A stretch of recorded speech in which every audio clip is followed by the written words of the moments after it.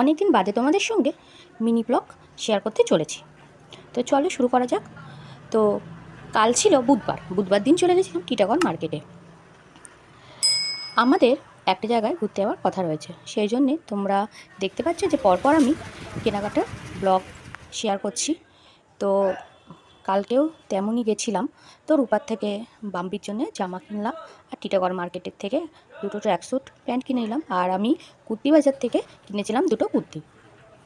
তো ভেবেছিলাম বর্মশাইয়ের জন্য কিছু কিনবো, তাও বললো যে পরের দিন আবার যাব।